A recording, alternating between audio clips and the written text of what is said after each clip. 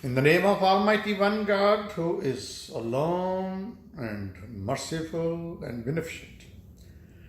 Dear friends, my name is Dr. Abu Abdullah and I am certified scholar, researcher in Islam, Christianity, Hinduism from International Islamic University. I started a series of lectures that Muslims, when they were in the medieval time, they did contribute a lot to the science and art of that time. The Europe, which was of Western people, white people, it was in the total dark. But the Muslims countries were high in science and arts achievements and contributions. So this is the next lecture, contribution of Muslims in astronomy. Baghdad, the fairy city of the Arabian Nights and capital of the famous Harun Rashid, the greatest empire of his time, had the distinction of being the foremost center of art and culture during medieval times. Renowned scholars and translators, artists and scientists flocked to this great metropolis from all parts of the world and adorned the learned assemblies of Harun and Mamun, who besides being celebrated scholars themselves were the greatest patrons of learning that the world has ever known. The Darul Hukmah, which means House of Wisdom, founded by Mamun Rashid in Baghdad, housed some of the most eminent scholars of the world, belonging to different castes and creeds. The spade work done by the scholars of the House of Wisdom provided the foundation by which the stately edifice of Islamic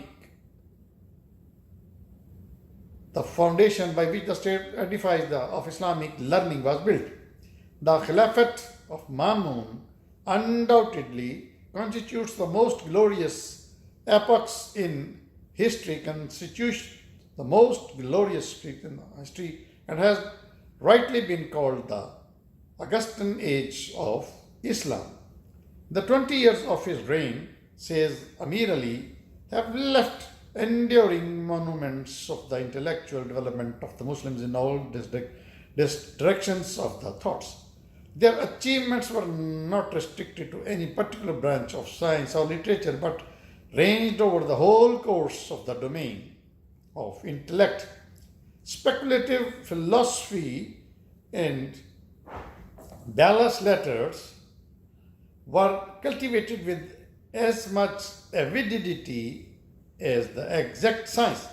We see for the first time, says Al-Ansar, perhaps in the history of the world, a religious and despotic government allied to philosophy, preparing and partaking in its triumphs.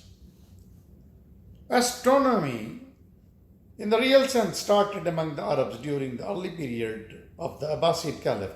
It was much influenced by Siddhant, a work in Sanskrit brought from India to Baghdad and translated in Arabic by Ibn Ibrahim al-Fazari and later on by Abu Musa Khwarizmi.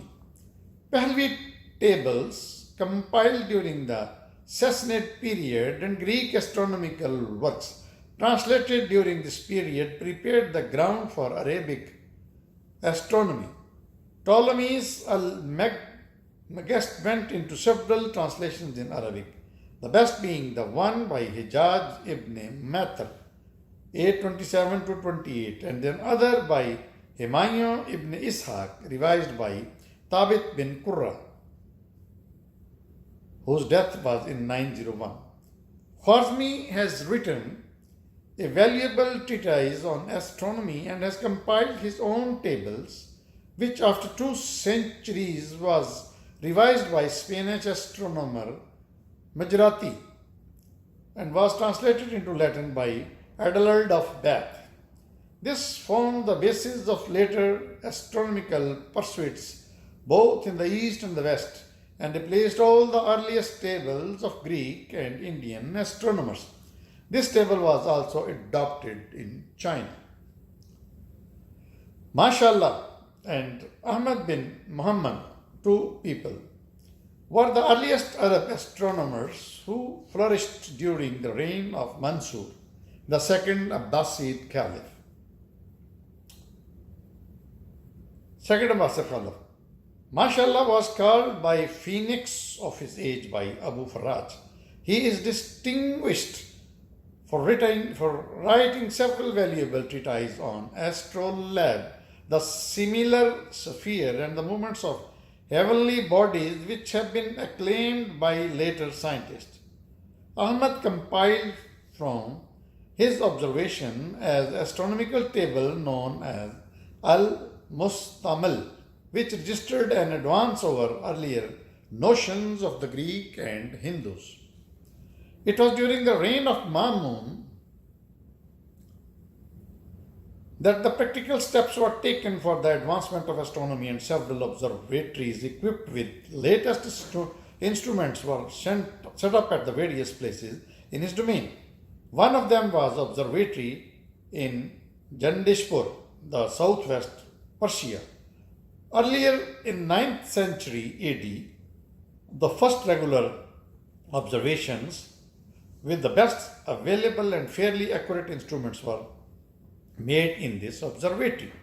Mamun got a degree of meridian measured in the plane of Sanja and followed a method which was much superior to that of Greek. The astronomical observations made during the reign of Mamun regarding the equinoxes, the eclipses, and the apparitions of the comet and other celestial phenomena have earned an important place in the astronomical annals of medieval time. The size of Earth was calculated, says Amir Ali, from the measurement of a degree on the shores of the Red Sea. This at a time when Christian Europe was asserting the flatness of the earth. Attached to his Darul Hikmah, House of Wisdom, Mamun erected at Baghdad near the Shamsia Gate an astronomical observatory under the directorship of Sin ibn Ali, a converted Jew, and Yahya ibn Abi Mansur from 830 AD. According to C.A. Nellino, here astronomers made systemic observations of the celestial movements and verified with remarkable precise results all the fundamental elements of the Almagest. The obliquity of the ecliptic, the precession of equinoxes, the length of the solar year, etc. With the aid of these observations, the astronomical tables called the tested tables or tables of Mamun were prepared. According to Ibn al-Abri, Mamun later established another observatory on Mount Qasim outside Damascus. Afterwards, several other observatories were erected at Wasit, Apami, etc. Musa bin Shakir was a well-known engineer during the reign of Harun al-Rashid. His sons specialized in astronomical research and earned a great reputation as astronomers during the reign of Mamun and his successors. My friends, here I stop this lecture of astronomy's Muslim's contribution is astronomy's. Please keep on watching my channel, Dr. Abu Abdullah. In the name of Almighty One God, who is most beneficent, merciful, and compassionate. This is the second lecture of contribution of Muslims in astronomy. So we start. Their research regarding the movements of solar and other astral bodies was remarkable. They ascertained the size of the earth, the obliquity of ecliptic, the variations of the lunar latitudes, and the precession of the equinox. The work of the sons of Musa bin Shakir was continued by Al-Nazari and Muhammad bin Isa Abu Abdullah, who made notable additions to it. The invention of the telescope by Abul Hasan forms a landmark in the advancement of the astronomical observations, and in improved form was used with the remarkable success in the observatories of Malaga, Cairo, and Seville. A number of Mamluk astronomers, headed by Musa Khwarizmi and Musa ibn Shakir, successfully engaged in one of the most obligate geodetic operations, the determination of the size and the circumference of the earth. The measurement carried out in the plain of Sanjar and also of Palmyra yielded 56 2/3 Arabic miles as the length of a degree of meridian, a remarkable accurate result exceeding the real length of the degree at the place by about 2877 feet, says C. A. Nalino. This would make the diameter of the earth 6,500 miles and its circumference 20,400 miles. Muhammad bin Musa al-Khwarizmi, a versatile genius of Islamic history, translated the Siddhant of Indian tables and wrote a commentary on it. He has written a valuable treatise on astronomy and has compiled his own tables, which after 2 centuries were revised by the Spanish astronomer Majriti and translated into Latin by Adelard of Bath in 1126 AD. These formed the basis of later astronomical works in the East and the West, replacing all earlier tables by Greek and Indian astronomers. These tables were also used in the China. Ibrahim al-Fazari was the first Muslim to construct an astrolabe. He wrote on the use of the armillary spheres and prepared tables in accordance with the Arabic years. One of the earliest Arabic treatises on this instrument was written by Isa al-Astrolabe, who resided in Baghdad at about 830 AD.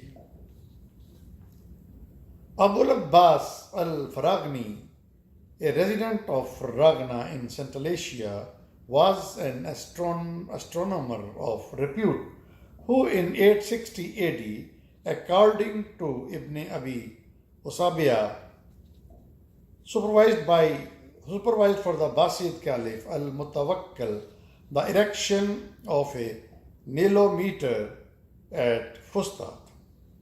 His well-known work Al-Muddakhal, in English Compendium of Astronomy, was translated into Latin in 1135 AD. by John of Seville and Gerald of Cremona. It was also rendered into Hebrew. The introduction of astronomy into the Christian Europe, says J. W. Draper, has been attributed to the translation of the works of Muhammad Fragna. In Europe also, the Arabs were the first to build observatories. The Giralda or Tower of Seville was erected under the superintendence of Al-Jabr, the mathematician. In West, his name was changed to Geber. The Boviad Sultanate sultans were also great patrons of learning and were surrounded by a galaxy of talented scholars invited from the four corners of the Islamic world. The Buyid Sultan Sharif al-Dawla 982 to 989 AD founded a good observatory in his palace at Baghdad, where such celebrated astronomers as Abdul Rahman al-Safi, Ahmad al-Saghani, and Abu al-Wafa carried on their research. Abdul Rahman al-Safi wrote Al-Quaqib means fixed stars, which is known as the masterpiece of observational astronomy. Al-Kuhli, another astronomer attached to the same dynasty, studied the movements of the planets, and his research regarding the summer solstice and the autumnal equinox were of considerable value. Abu al-Wafa, born in 939 AD in Khurasan and established in Iraq, was an outstanding mathematician and astronomer who introduced the use of secant as well as the tangent into astronomical observations. Another Buyid ruler, Rukhul ad-Dawla 932 to 976, patronized Abu Jafar al-Khazin, a well-known astronomer of Khurasan, who ascertained the obliquity of the eclipse and solved a problem of Archimedes, which leads to cubic equation. By the close of 10th century AD, Baghdad was thronged with hundreds of astronomers, including Ali ibn Amajar and Abu al-Hasan Ali ibn Amjar, who are known for their accurate calculation of the lunar movements. Abu Abdullah ibn Muhammad ibn Jabir Batani 877 to 91, a Sabian from Haran, was one of the most illustrious astronomers of the East, who is known as the Ptolemy of Arabs. His tables translated into Latin form the basis for astronomical work in Europe for several centuries. He also wrote a voluminous treatise on the subject, and his astronomical tables were an advance over those of Khwarizmi and of the Indians. He carried on his studies and observations in Al-Raqqa. He was an outstanding original writer and a research scholar of repute who made several emendations to the Ptolemy and rectified the calculations for the orbits of the moon and certain other planets. According to the Philip K. Hetty, he has proved the possibility of annular eclipse of the sun and determined with the greatest accuracy the obliquity of the ecliptic, the length of the tropical year, and of the seasons, and the mean orbit of the sun. So, my friend, this is about the second lecture in Contribution of Muslim in Astronomy. We will start in third lecture from the Persia. Please keep on watching my channel, Dr. Abu Abdullah. Dear friends, this is continuation of the lecture, Contribution of Muslims in Astronomy. So this is the third lecture. Persia, which after the downfall of Abbasid caliphs formed the nerve center of Islamic learning, produced some of the greatest intellectuals of medieval times. Great advances were made in almost all branches of the knowledge. One of the most outstanding intellectuals of Islam was Abu Rehan Brunei, 973 to 1048 AD, who graced the literacy meetings of Mahmud Ghazni of Ghazni, Afghanistan. Few know physics and metaphysics, say J.N. Sirkar, the celebrated Indian historian, amongst those few, the greatest in Asia, was Al-Biruni. At once a philosopher and a scientist in both of these two seemingly incompatible fields. Al-Biruni was distinguished and original scholar of astronomy and other sciences. His Al-Qawm al-Masudi, written for his patron Sultan Masood of Ghazni in 1030 AD, is an astronomical encyclopedia.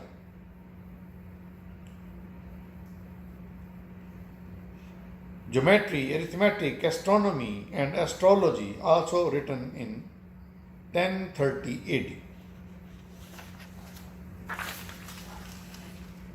The rotation of the earth on its axis and the accurate determination of longitude and latitude were also elaborately discussed in this book.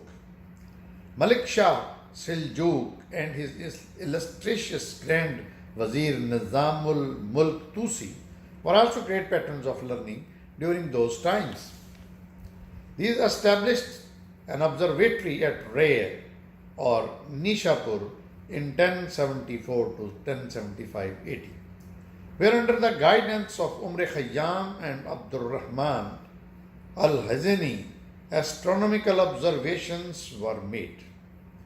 Their research led to the reformed calendar, which preceded the Gregorian calendar by 600 years. According to Sedilot, who is an authority on the subject, he says it's the time, it's most exact.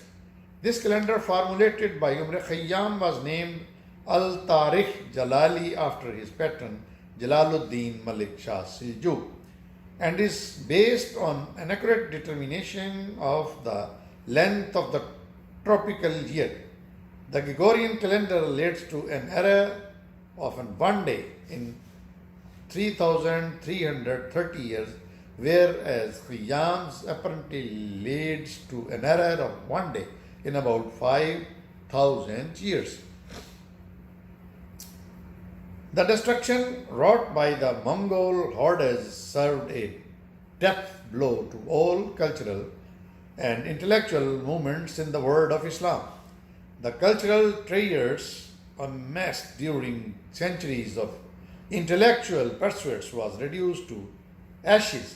On the downfall of the Abbasid Caliph, there sprang up small Muslim principalities who kept aloft the candle of learning and vied with each other in the patronage of scholars and scientists. A year after the fall of Baghdad in 1259 AD, Halaku Khan started the construction of the Khanis Observatory in the Marga, Turkestan.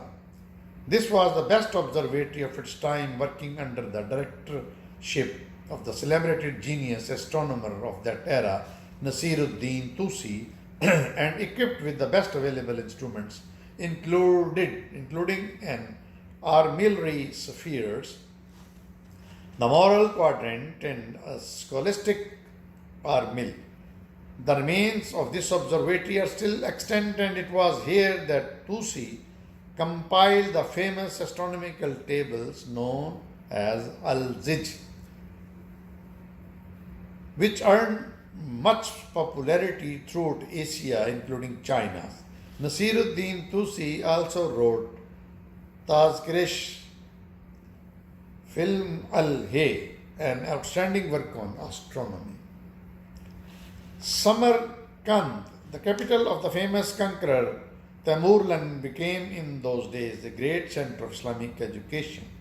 An astronomical table prepared in 1437 for a prince of the family of Tamerlan and the called tables of Ulugabeg was much appreciated in Europe, and according to Carus de Vaux was published in England in the 18th century AD. The Arab civilization of Spain revealed that of the Abbasids in the east, and during the middle of the 10th century, astronomical studies were especially favored by the rulers of Muslim Spain. The outstanding Spanish astronomers were Al-Majriti of Cordoba, Al-Zargali 1029 to 1087 AD of Toledo, Ibn Afia, whose death was in 2140, of Seville, and Nuruddin Abu Ishaq al-Bitroji. In his famous work, Kitab al-Hayat, Book of Astronomy, which was later translated into Latin by Girard of Scrivena, Jabir ibn Afra, the celebrated astronomer of the 12th century, sharply criticized Ptolemy. Against the observation of Ptolemy, they rightly observed that the lower planets, Mercury and Venus, have no visible parallaxes. His generalizations of the subject were confirmed by later research. Al-Zarqali, from 1029 to 1087 AD, was the foremost astronomical observer of Muslim Spain. He was the celebrated instrument maker who constructed an improved type of astrolabe on which he wrote treatise. His calculations of the length of the Mediterranean Sea as 42 degrees was approximately accurate in comparison to Ptolemy's estimate of 62, and Al-Khwarizmi, whose estimate was 52. He also has the distinction of being the first astronomer to prove the motion of the solar apogee with reference to stars. His work, along with those of Al-Battani, were studied and appreciated in the West, and Copernicus quotes him in his well-known work De Revolution Orbisum Coelestium. Nuruddin Abu Ishaq was foremost among the last astronomers of the Spain, whose outstanding work Kitab al-Hay was translated into Latin by Michael Scott in 1217 and into Hebrew in 1259 AD. He is considered the exponent of a new astronomy, and his book marks the culmination of the anti-Ptolemist movements. According to Draper, increased accuracy was given to the correction of the astronomical observations by Alhazen's great discovery of atmospheric refraction. The first observatory in Europe was built by Arabs in Seville. The famous astronomical tower of Seville was constructed under the supervision of Jabir ibn Afia in 1190 AD. With the fall of Muslim power in Spain, it was turned into belfry by the Christian conquerors who didn't know what else has to do with it.